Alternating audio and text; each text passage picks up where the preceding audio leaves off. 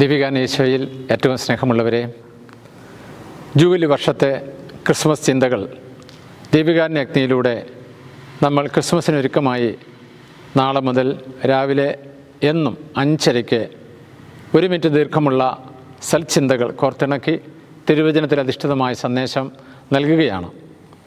ദീപികാരൻ അഗ്നി ഫേസ്ബുക്കിലൂടെയും യൂട്യൂബ് ചാനലിലൂടെയും രാവിലെ 5:30 ഇത് എല്ലാ ദിവസവും ലഭിക്കുന്നതാണ്. നമുക്കെല്ലാവർക്കും ഉണ്ണീശോയുടെ ഒരു പ്രേക്ഷിതരാകാം. ഈ കാര്യം നമ്മളുമായിട്ട് ബന്ധപ്പെടുന്ന എല്ലാവർക്കും ഷെയർ ചെയ്തുകൊണ്ടും ക്രിസ്തുമസ് സന്ദേശം ലോകത്തിന് മുമ്പിൽ നൽകുന്നതിനായിട്ട് നമുക്കും പ്രേക്ഷിതരായിട്ട് വളരാം. യോഹന്നാൻ്റെ സുവിശേഷം 3-ാം അധ്യായം 27-ാം തിരുവചനം, സ്വർഗത്തിൽ നിന്ന് നൽകപ്പെടുന്നില്ലെങ്കിൽ ആർക്കും ഒന്നും സ്വീകരിക്കാനാവില്ല.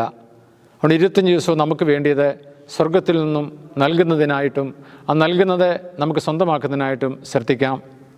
ലൂക്കായുടെ സുവിശേഷം 2-ാം അധ്യായം 10-11 തിരുവചനം, ഇതാ സകല ജനത്തിനും വേണ്ടിയുള്ള വലിയ സന്തോഷത്തിന് സദ്വാർത്ത ഞാൻ നിങ്ങളെ അറിയിക്കുന്നു.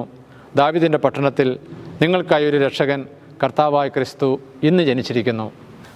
നമ്മുടെ കർത്താവ് ശംസിയായുടെ കൃപയും പിതാവായ ദൈവത്തിൻ്റെ സ്നേഹവും പരിശുദ്ധാത്മാവിൻ്റെ സംസർഗവും നാം എല്ലാവരുടെയും കൂടി ഉണ്ടായിരിക്കട്ടെ, ഇപ്പോഴും എപ്പോഴും എന്നേക്കും.